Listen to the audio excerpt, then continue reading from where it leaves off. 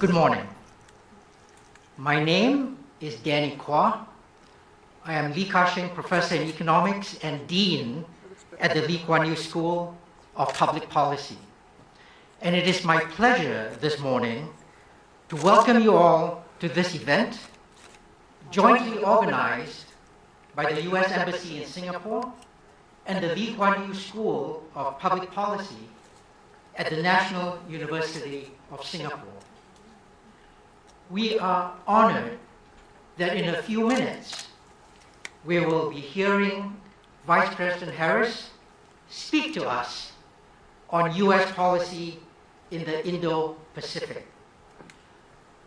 Following the Vice President's address, please remain seated while we have a short break to rearrange the stage.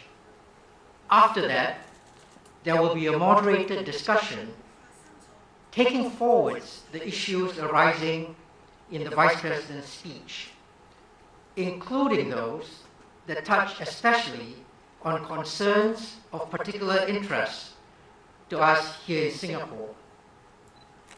But to begin the proceedings, I will invite Professor Chan Heng Chi up on stage to deliver her remarks. Professor Chan is, of course, well known to all of us here. Professor Chan served as Singapore's longest-serving ambassador to the United States for 16 years, from 1996 to 2012. She is Ambassador at Large at Singapore's Ministry of Foreign Affairs and Professor at the Lee Kuan Yew Center for Innovative Cities at the Singapore University of Technology and Design. Will you all join me in welcoming Professor Chan to the stage? Please, Professor Chan.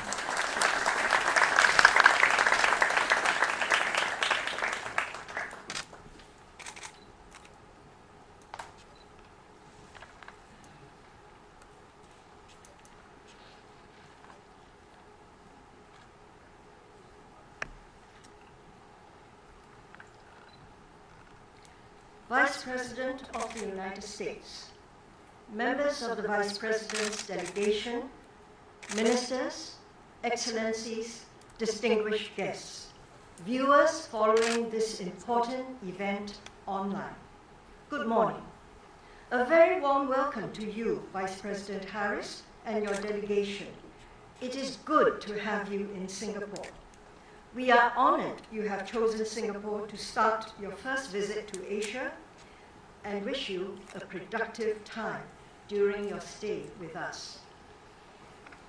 2021 marks the 55th year of the establishment of Singapore-US bilateral relations and the 44th year of ASEAN-US dialogue relations.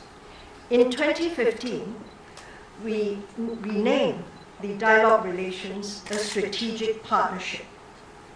This was marked by the Sunnylands Summit the following year in 2016, hosted by President Barack Obama. While dates are important milestones that punctuate a relationship, the United States has been a long-standing partner of Singapore and the region. The American presence in the Asia-Pacific since the end of World War II enabled countries in the region to grow in peace and stability. Lee Kuan Yew, Singapore's founding father, reminded Americans and the region that the US presence in Vietnam bought precious time for countries in Southeast Asia to build their political institutions and strengthen economic development.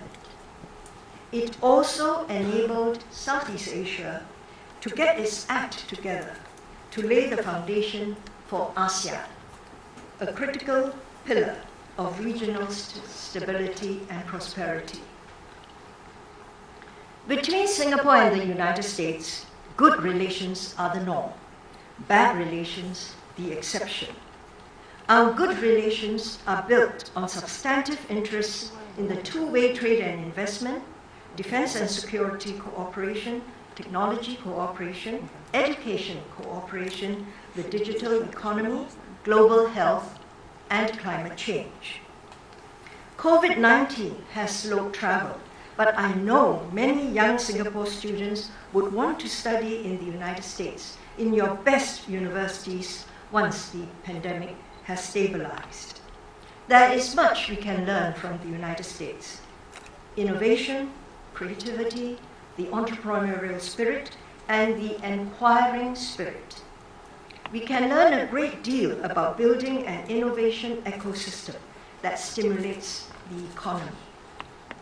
In the 16 years I spent in the United States as Singapore's ambassador to Washington, I have learned much about the resilience of the American economy and political system.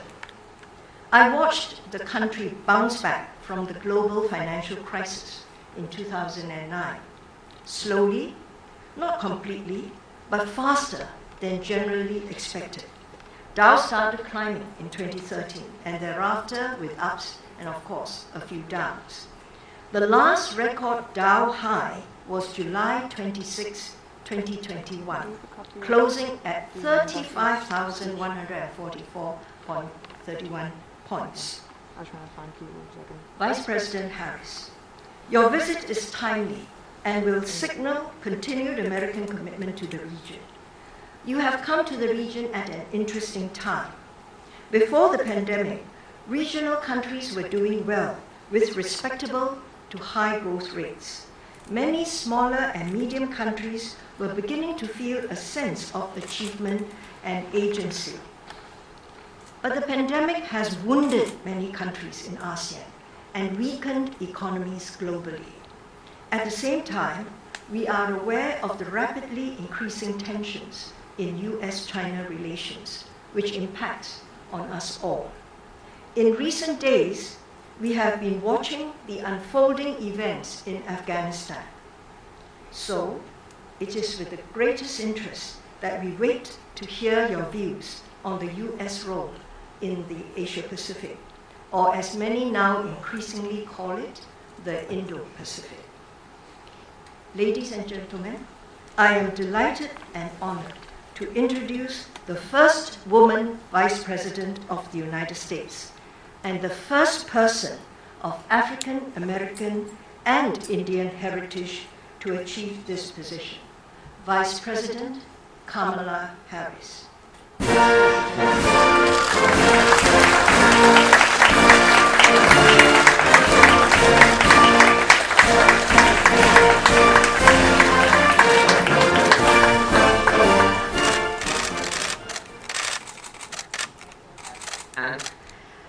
And good morning to everyone. It is a joy and an honor to be with you today and to be here in Singapore. And Ambassador, you mentioned it, and you ended your comments with this, and I will begin my comments. I'm speaking about Afghanistan, because I am fully aware that as I stand here today, the eyes of many around the world are on Afghanistan. So before I begin my comments, I will talk about that. You all know we were at war in Afghanistan for 20 long years.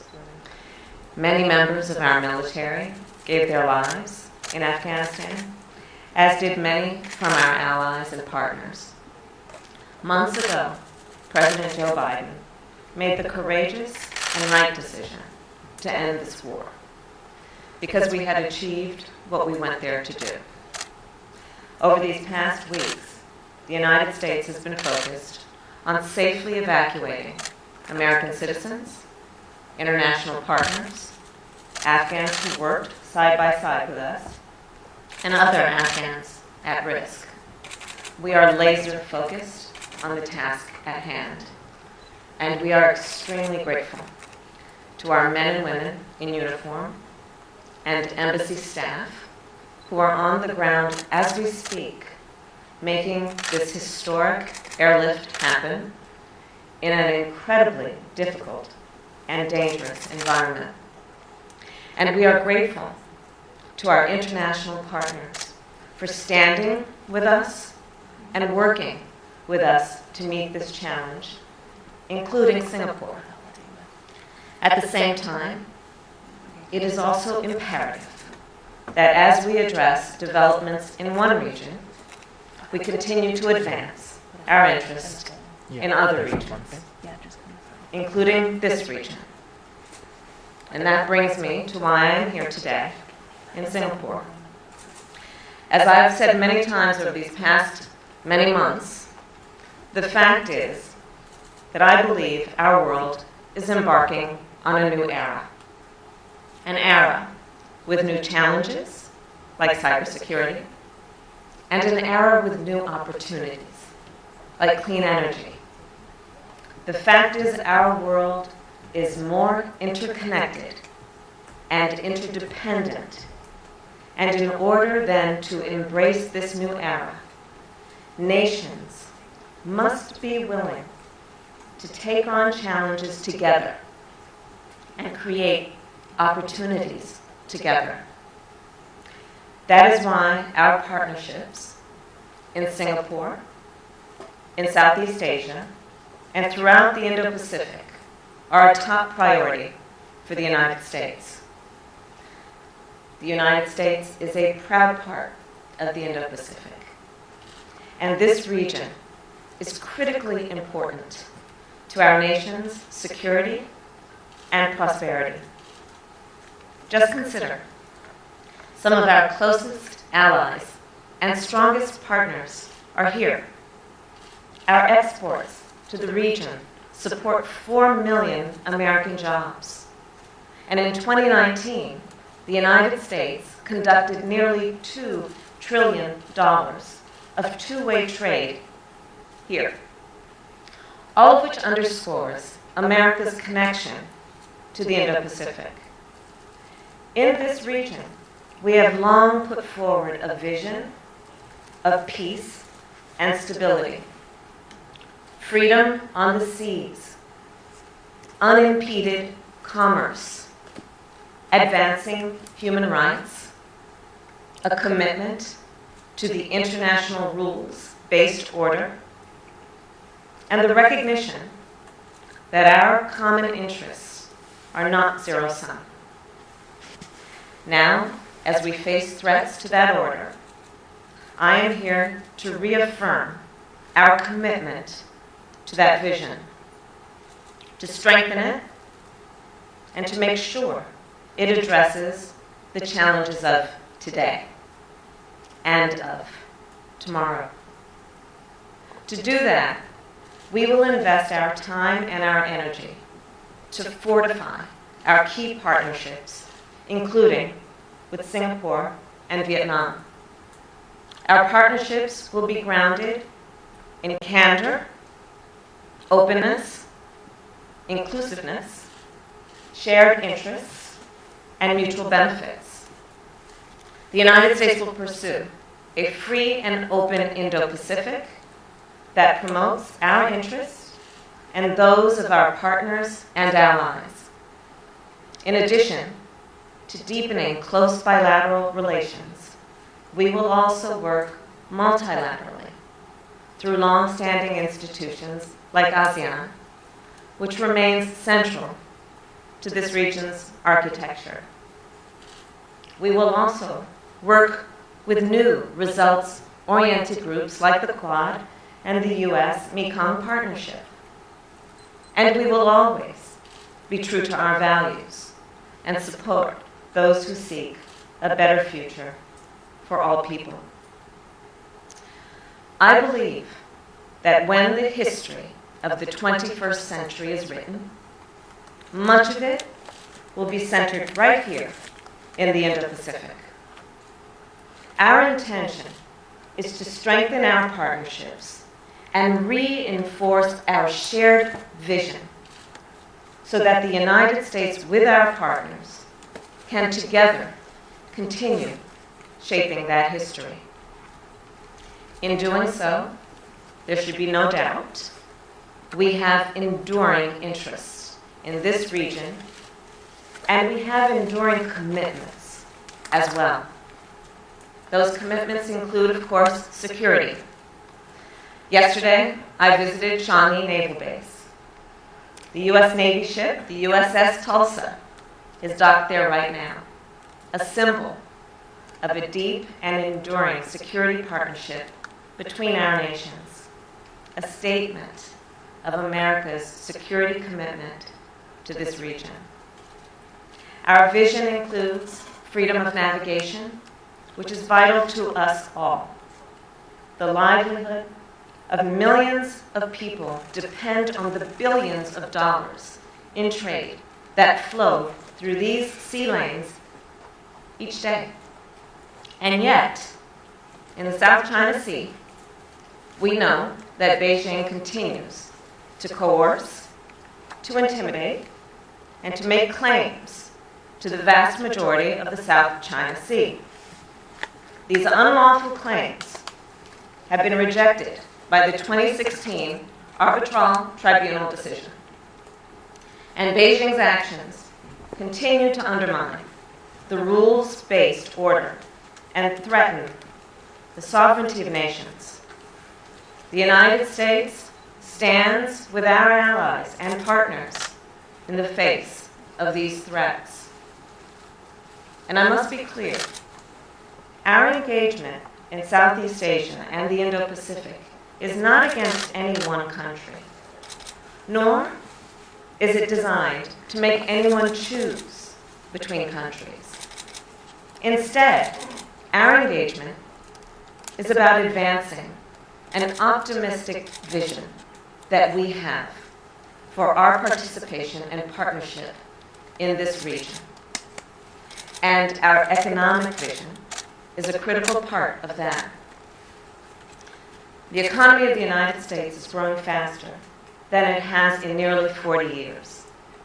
Wages are up, employment is up, consumer demand is up, and we believe that our growth should not stop at the water's edge, that it can also, and it will also, benefit our partners.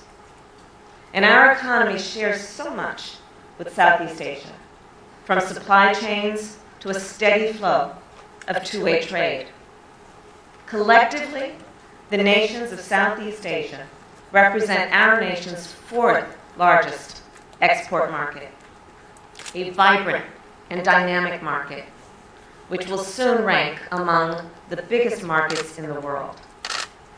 Our trade relationships in Southeast Asia support more than 600,000 American jobs. And now, with an eye toward the future, we are strengthening our economic engagement. In fact, today I am proud to announce that the United States is offering to host APEC in 2023. Through APEC, or the Asian Pacific Economic Cooperation Forum, the United States has long worked with our partners in Asia and Latin America to build an interconnected region that advances our collective economic prosperity. A vital part of our agenda is also related to addressing the climate crisis. Our vision includes investing in a clean energy future and building resilient communities. And the relationship between the United States and Singapore and its climate partnership that we announced yesterday will focus on sustainable finance as just one example of the work we are committed to doing together. The nations of Southeast Asia know the impact of the climate crisis all too well. The rising sea levels, the typhoons, the floods. These disasters have cost human life and livelihoods. And the crisis, as we know, crisis, of course, is getting much more urgent. I'm sure many of you read and saw the report recently from the United Nations. And in our interconnected world, this issue affects us all. And it requires a collective vision, and it requires collective action. And then, of course, there's another issue that truly knows no borders, the pandemic. when President Joe Biden and I took office, we were determined not only to vaccinate our own nation, but to be an arsenal of safe and effective vaccines for our entire world. To date, of the 110 million doses we have shipped worldwide, we have delivered more than 23 million of those to Southeast Asia. And it is important to note that these are donations, free of charge, with no strings attached. Because for us, this is about saving lives, and because, of course, that is the right thing to do. Looking forward, our vision is a world where global health security is strengthened and where we can detect and attack new viruses early on. And we are taking steps to make that future a reality. In the same vein, I'd like to reiterate that we will continue to lead with our values. And that means respecting human rights at home and abroad. And to that end, I must say a word about Burma.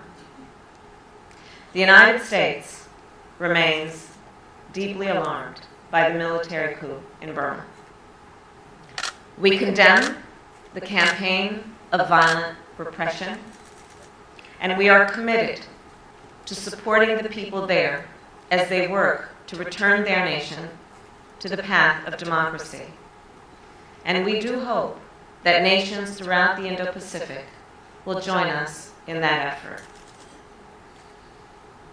Years from now, I hope we can all look back on this moment and say, this was when our region joined together to realize a better future. When we took action to improve the lives of all people. Years from now, I hope that we will be able to point to our partnerships between the United States and Singapore, between the United States and Southeast Asia, and throughout the Indo-Pacific, as the partnerships that made this shared vision of the future possible. Thank you all.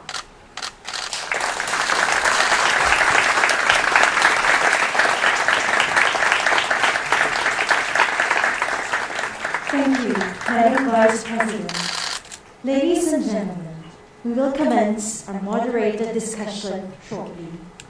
Kindly remain seated while we prepare the stage. Thank you.